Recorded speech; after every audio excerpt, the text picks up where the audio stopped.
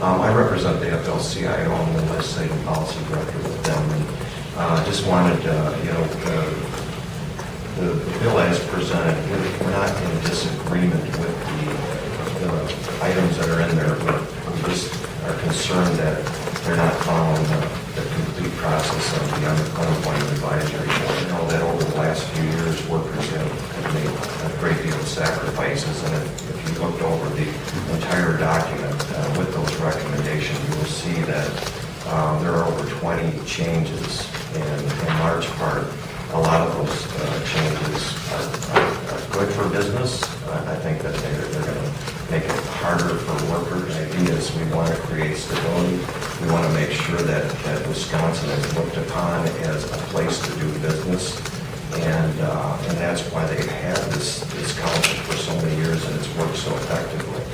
And I think it's important that we follow those recommendations, honor the process, and as I stated earlier, there's a lot of changes in there that I think that we are swallowing hard, but we're willing to live with because it went through that process. I was encouraged to hear that both the Representative Canola as well as Senator Lassay saying that they would honor the process, and I hope that includes anything that might be put into the budget. We're very concerned about those types of things.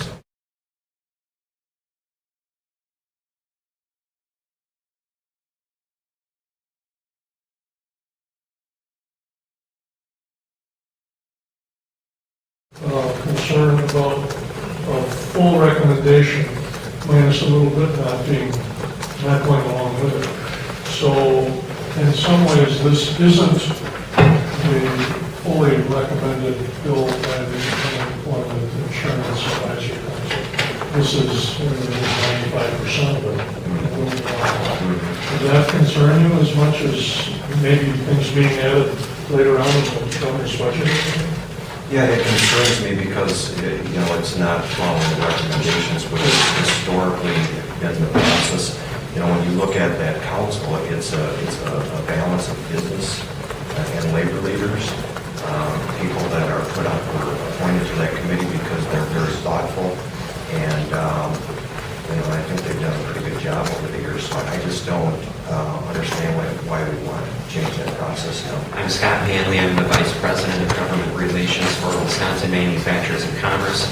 WMC is the state's largest general business trade association. We have about 3,500 members in virtually every sector of our economy. A little over half of our members are manufacturers.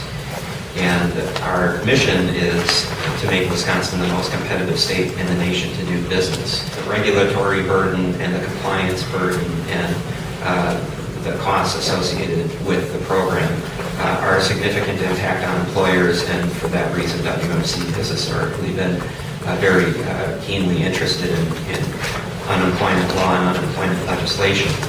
I'm a member and a very recent appointee of the Unemployment Insurance Advisory Council. I've attended one meeting now. I was appointed perhaps a little over a month ago. So I come here today wondering whether to testify for information or in support. I ultimately erred on the side of supporting the legislation because the policies in Senate Bill 200 are very consistent with what has been discussed and supported by the Unemployment Insurance Advisory Council up to this point. A couple of provisions are missing from this proposal. What I understand you to say, then, is that some things that the Advisory Council recommended are not included in here. That's accurate. And those were items, I think there were perhaps 3 or so meetings of the Advisory Council where the totality of these ideas were discussed.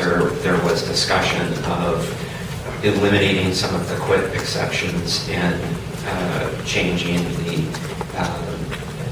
the definition of misconduct, which are not to my, as near as I can tell. And I'm pretty comfortable that I have a good read on this, but as near as I can tell, those items are not in this draft.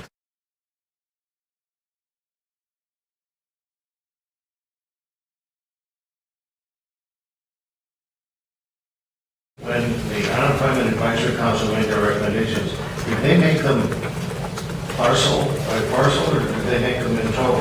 That this is our recommendation for a bill that we want to include.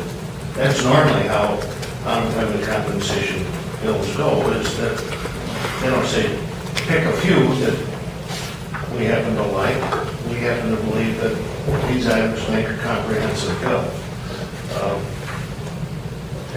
And so it looks like they took the ones they liked and didn't take the ones they, for some reason, didn't like. The two items that were not included in this draft were part of an agreement, and these were done sort of on a case-by-case basis. Each of these proposed policies were reviewed and discussed. The council hasn't technically recommended the bill yet. The council has reviewed the policies and decided which ones labor and management can agree to. That stage of the process where all of them would be pulled together into a single bill, I think has yet to occur. I think that would be the next meeting of the council.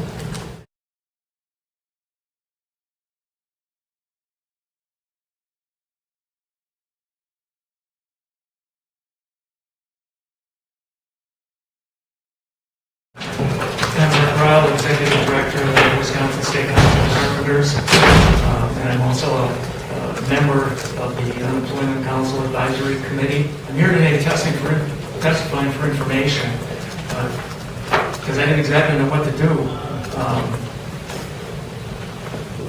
I'm not opposed to this legislation that's before us, but I do support the council process and the recommendations of the council.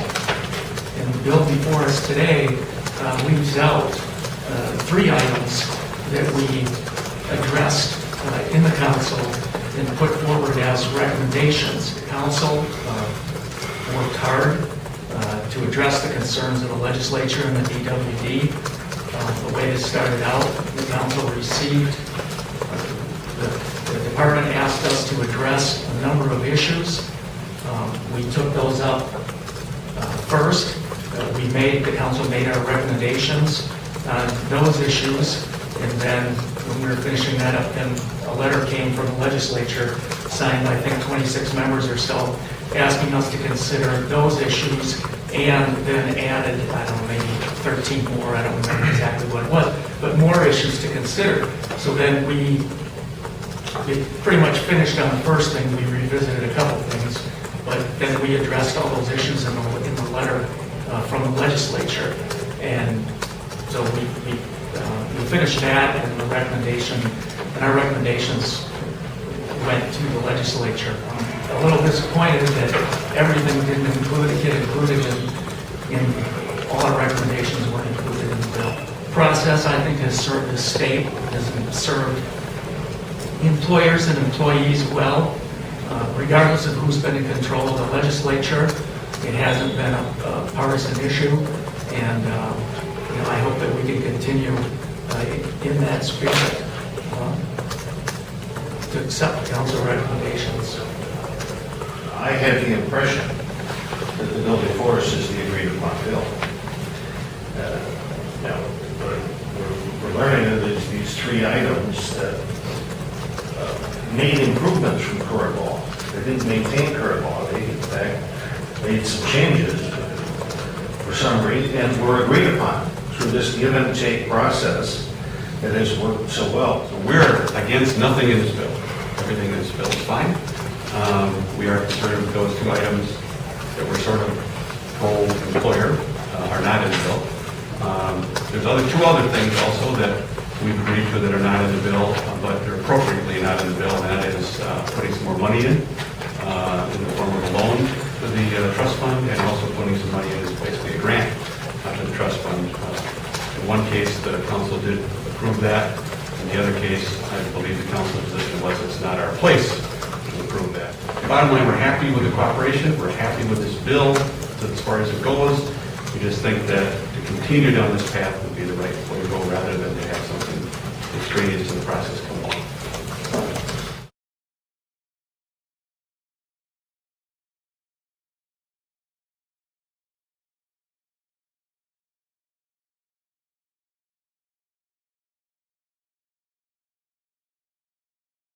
So there's a misconduct standard, and then there could be a list of things that are definitely misconduct in addition to other things. And so 4 things were added to that list: illegal use of drugs or alcohol on the job, larceny, crimes related to the job, and violations that would lead to fines or license suspension of the employer. So those are 4 specific things that were added, but those are definitely misconduct. I believe there was, requests for more than that. And again, that's something that could be at a subsequent meeting addressed.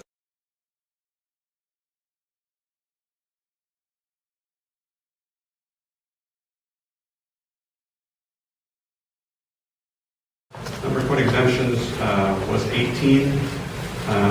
They got rid of 1, which was quit exemption for labor. Someone's going to have to explain this better than me, but employee terminates work with a labor organization resulting in loss of seniority, and that exemption was eliminated. And then quit to take while claiming partial benefits were combined into 1. So I don't know if you count that as elimination, but simplification maybe instead. And I know there was concerns about several of the other quit exemptions that are still sort of outstanding issues.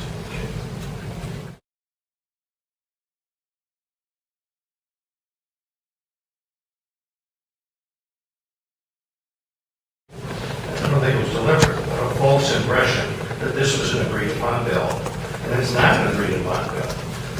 When we vote on unemployment compensation advisories, we go to our caucuses, we say, we're told this is an agreed-upon bill. It isn't an agreed-upon bill. It's a partial agreed-upon bill.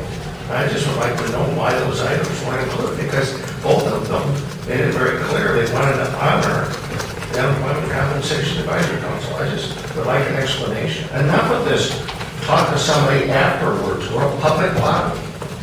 Number one, you agree then that you didn't honor the Unemployment Compensation Advisory Council because you left out 3 items that they agreed to. And then the second question, and why did you choose to do that? And the second question is, there are 3 items where they made improvements to current law. Are we better off as a state under current law, or wouldn't we be better off honoring them and including these 3 items, even though it may not go as far as some people would like? Those are the 2 questions. Well, as I was very specific in the testimony, that all the proposals in this bill have been agreed upon by the UI Council. That's what I stated. I'm 100% confident in that statement. And there are the items that you're referring to that are left out are items that I think need more work, that are not ready to be presented here in this particular bill. And I would expect to address them. Not in this bill. They need, in my opinion, needed future more work.